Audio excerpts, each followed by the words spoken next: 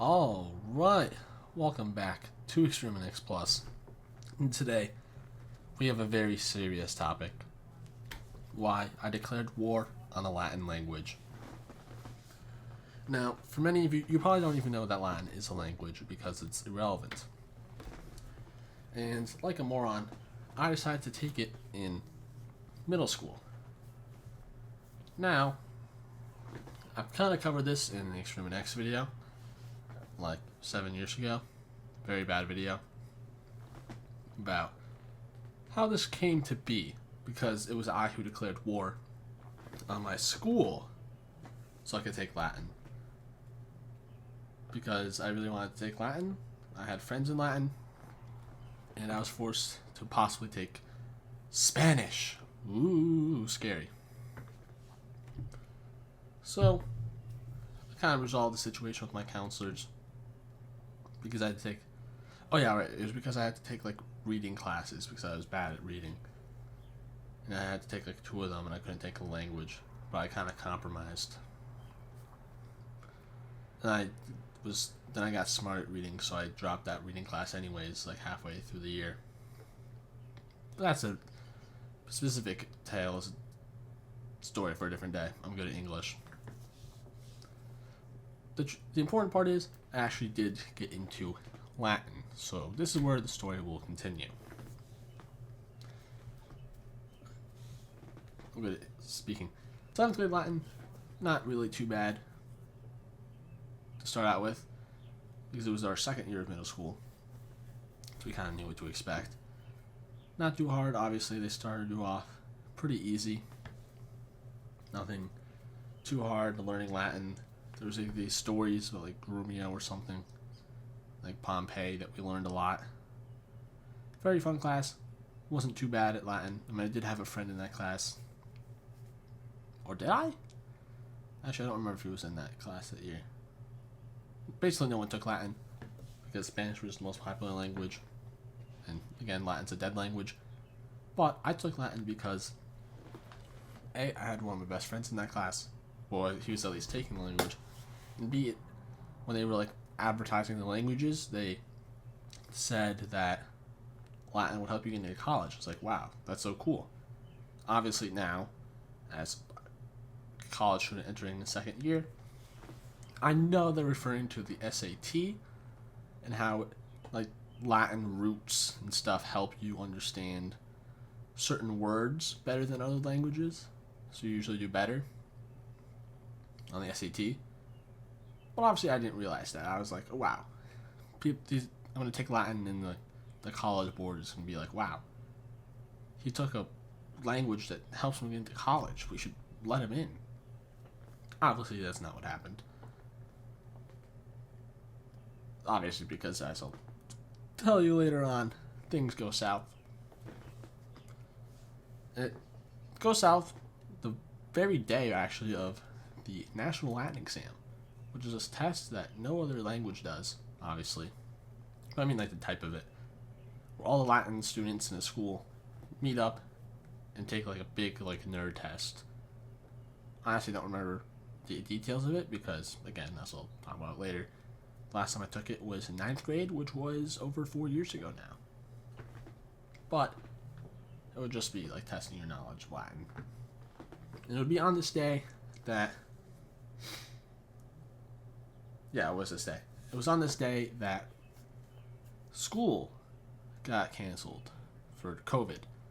I mean, later that day, I still had to take the test, but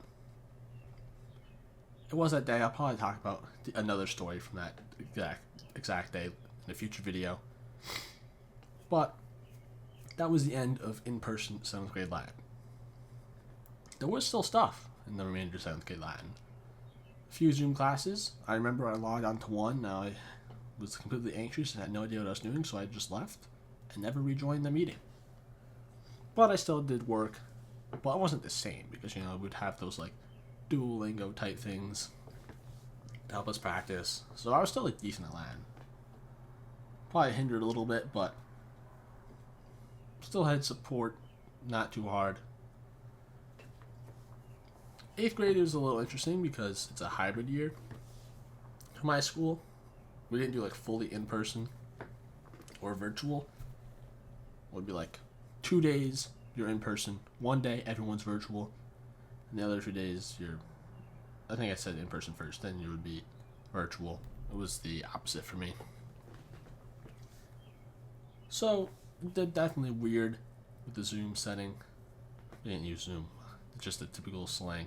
We used Google Meet. That was pretty easy for the most part. Like, I had a friend in that class again. Probably smarter than the one in the first one, so I didn't really need too much difficulty, and the teacher was pretty chill with me too, so kind of got away with being slightly mid, but enough to where I still understood the language. Also, another thing about Latin is, like, I think it's like one of the only languages, I feel like one of the only is kind of wrong, but where all the words are misplaced too, so there's a lot more to think about when you're saying the language. And also, I don't remember any words from Latin too, but I'm getting ahead of myself. So 8th grade, chill. Probably somewhat of a decline, but not terrible. 9th grade, though, is where we truly get into hell. Now, unlike the last 2 years, I did not have a teacher that I necessarily liked. This was the first year back in person, so I was completely like anti-social loser. And neither of the friends that I had were still in that class. But I had somewhat social luck that year, so I managed to actually have friends in that class to at least somewhat help me, even though we were like on the opposite side of the room for most of the year. So that somewhat helped. But, you know, there's a lot more like get in front of the class and talk about and use like Latin words, which, you know, I still had a grasp of, but I was clearly losing my touch. Like, I was struggling a lot more now as we progressed. Not really the same like studying tools, I feel like, even though we did like a bunch of like blue kits which were goated. I think we stopped though.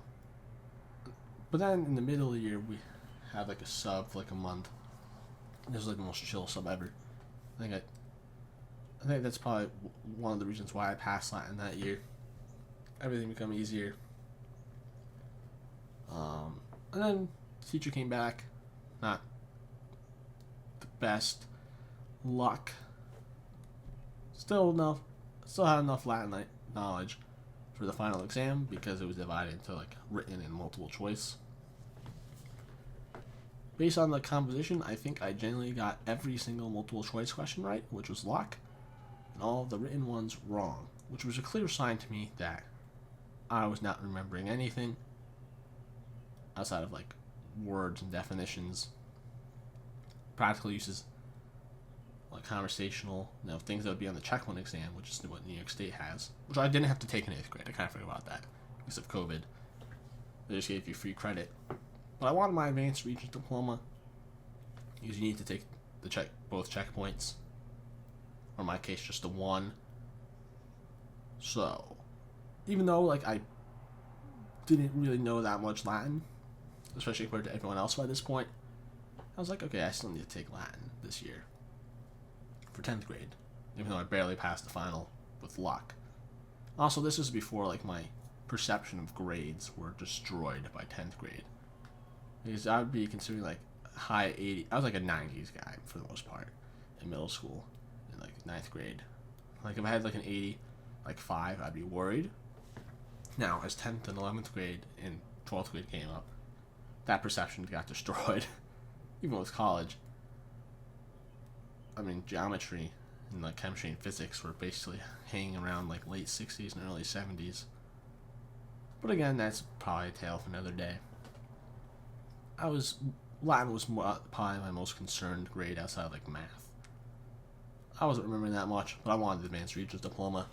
So, come 10th grade, I think actually I did send an email to my counselor saying I wanted out.